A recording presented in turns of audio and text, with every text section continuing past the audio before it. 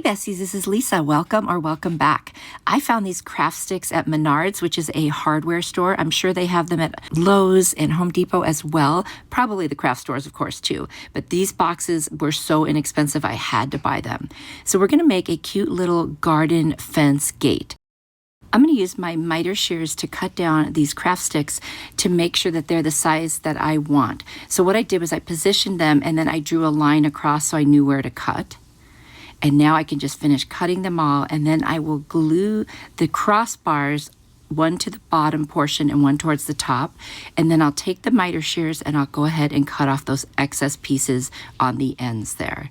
And this works very easily. The miter shears are a wonderful tool, especially if your hands aren't strong or you have arthritis. I find that it just works very well for me. Now I'm going to go around the edges and sand anything that was a little bit rough after I cut it.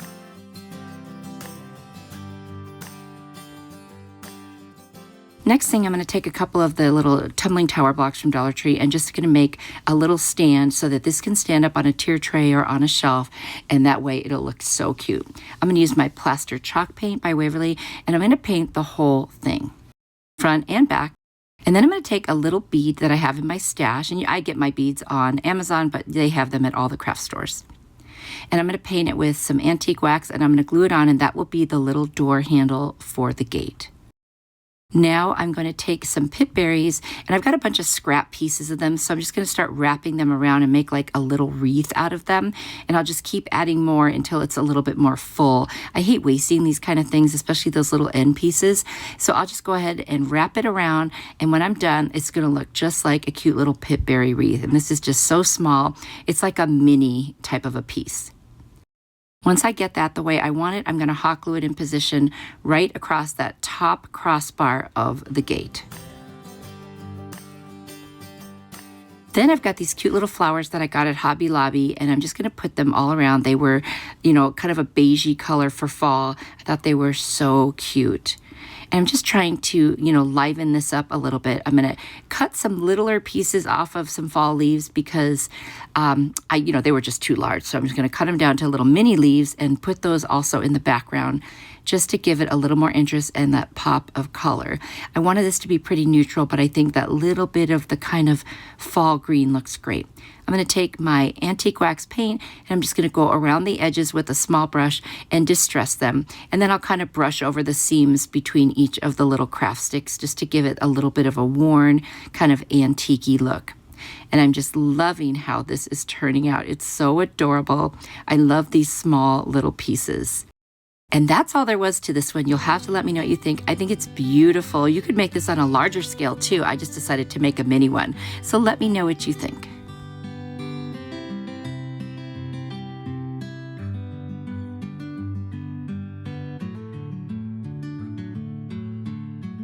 For this craft stick DIY, I'm going to take a bunch of these craft sticks and I'm going to make a hexagon. I'm going to start gluing them to each other, kind of alternating going on top of them. You'll have to watch and see what I'm doing. This is very hard to describe.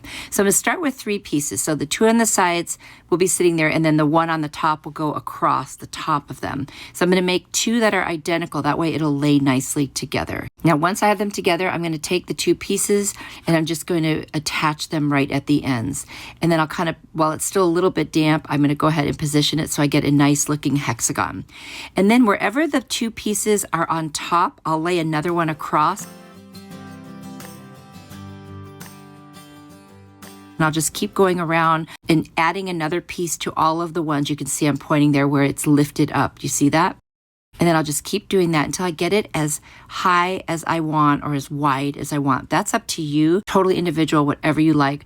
I'll put my numbers on the screen of how many I used.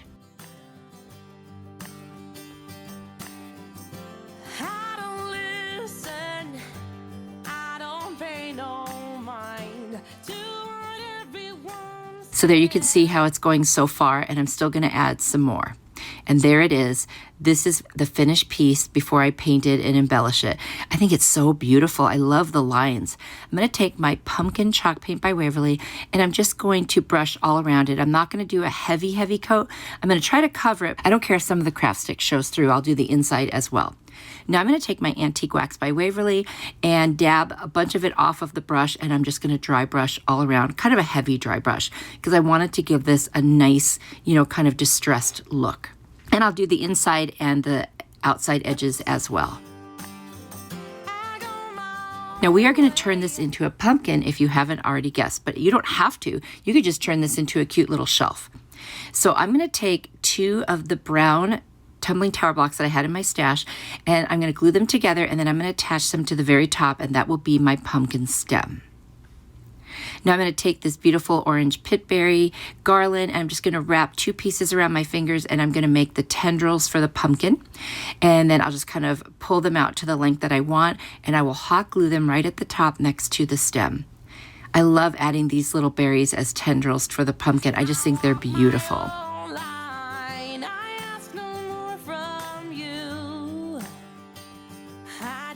So now I'm going to take some beautiful fall leaves, and these are more of the orange type leaves, and I'm going to add them to the very top underneath the tendrils and just give it that really rustic look. I'm going to tack it down so you can see them when you're looking at it from the front as well. And then I've got a cute little pine cone, a little mini pine cone. I'm going to add that to the very top, and that's it.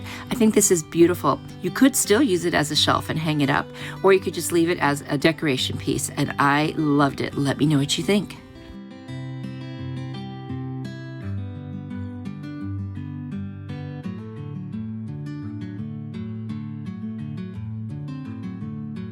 For this craft stick DIY, I'm going to take the colored ones because they had boxes of plain and colored. And I've got this adorable house from the Target dollar spot. It was only $3. And I'm going to alternate some of these colors. And then I'm going to cut them and shape them into a pumpkin. So, you know, just kind of looking at how a pumpkin would go and just cut off the ends and kind of make it so the middle is the smallest piece, and then it kind of goes up and then back down again on the sides. You'll see what I'm doing here. And whatever I do to one side, I'll do to the other. So that's why I'm taking the first cut piece from the one side, picking the one from the other side, and then laying it on top so that I can get an exact cut. And once they're all cut, all the little edges will come off. Then I'm going to glue them down in the shape of a pumpkin, which you will see here shortly. Now, if you don't like the colors, you can just use the plain ones, or you can paint these or whatever you want. I kind of thought it was fun to have a pop of color, and I tried to pick the colors that looked a little bit more fall-like. I wasn't going for a rainbow or anything like that. I'm just going for, you know, some of the fall colored sticks that were in there. So we're almost done cutting these down, and I am using my miter shears to do that because that is the easiest way to cut these little popsicle sticks. You can use the sharp scissors, but it doesn't lay on them right, and sometimes they snap and crack. So that's why I like to use the miter shears. So we've got the very last pieces here, and I'm just going to go ahead and get those situated.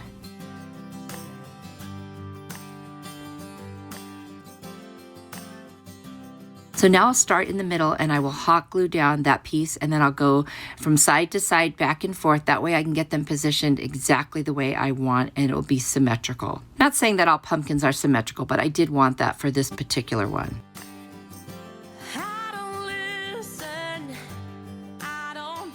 And be careful because these craft sticks are very thin. So when you're holding them, you have to be careful that the hot glue doesn't touch you because boy, is that hot. I did give myself a little burn on this one. Now I'm going to take my burnt umber paint by Apple Barrel, and I'm just going to lightly dry brush over the top. So what I did was put a little bit on my brush, wipe most of it off, and then kind of brush across the top of this piece just to give it that look. Then I'm going to take this very thick piece of rope, and I'm going to unravel the end because I want it to be very wide. I want it to look like the base of a pumpkin stem. And once I get that unraveled, I'm going to glue it and kind of spread it out across the very top center of the pumpkin. You can see what I'm doing. And then I'll cut off the end, and then I'll twist that around, and I'll glue it down. And then I think I cut off even a little more because it was just a little too long. So I'm going to start gluing it down, and then I'll trim that end off, and there we go. we've got our cute little pumpkin stem. And I love the way that looked. I'm going to take a couple of these little green fall leaves and I'm going to add them to the area right by the stem of the pumpkin just to give it a little more interest. Now, all of the embellishments I do are always optional, so you do what you like. I'm going to take this pipberry garland. I'm just going to wrap it around my finger and make a little pumpkin tendril. And that's it for this one. I love this one. I think it's so pretty, and I love those colors. They really do speak fall to me, and it's kind of nice to see something that has multiple colors in it in fall. Let me know what you think.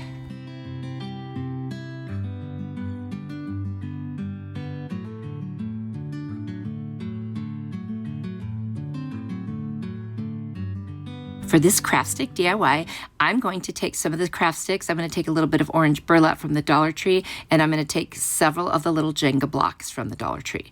Now I'm going to have my little stacks here, and there's going to be in 2 pieces. And I'll put the numbers on the screen so you can see how many I used. And then I did crossbars on both of them. So that's how it's holding all the pieces together. And I am just using hot glue for this because it's very light. You're more than welcome to use wood glue. I only use hot glue because I like to move quickly when I'm doing crafts for videos. Now I'm going to take my miter shears and cut off all those little edges.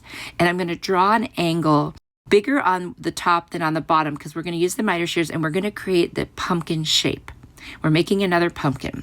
So I'm going to do this to both pieces so that they look the same.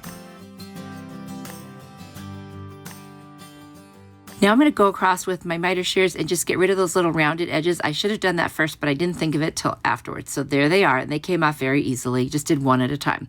I've got pumpkin plaster and antique paint by Waverly, and I'm going to start on the side that doesn't have the crossbars, and I'm going to use those 3 colors and alternate them. And so when this is placed, the insides together, the colors will match on both sides. So if that makes sense, you'll see when I get further along.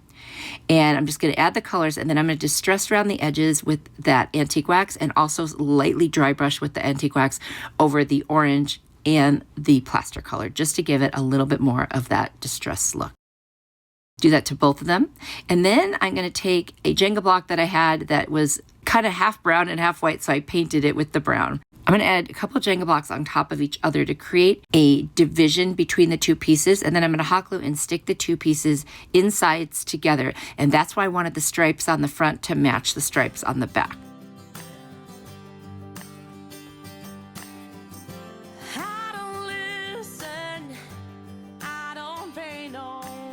And then I'm going to take that Jenga block that I painted brown and I'm going to hot glue it right in the center, and that becomes the pumpkin stem.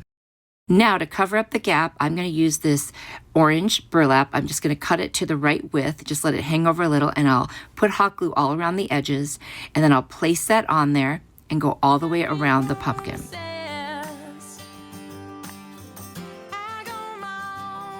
Now don't worry this is too bright because I'm going to take care of that. You can also use the traditional burlap color. I think that would look great, but I just decided to do the orange. I'm going to take that antique wax and I'm going to dry brush over that whole piece of burlap all the way around and dull down the bright orange, and I think that really does the trick. Now I'm going to add some of these fall leaves to the top and just kind of make it look really pretty and embellished. I will say, I think that leaf was a little large. I probably could have cut it down some, but I still like it, and you can do whatever you want. I added some more leaves, and then I'm going to add these beautiful little berries and just kind of put a few of them up there, and I just love the way they look. It just, again, adds more interest, you know, kind of that 3-dimensional look. And then I'm going to take some pipberry garland, wrap it around my finger, and make a tendril for the pumpkin, which I love to do. I just think they're so cute. You'll have to let me know what you think. This was really fun to make. I enjoyed it, and it looks so cute. I love the way it turned out, and I hope you like it too.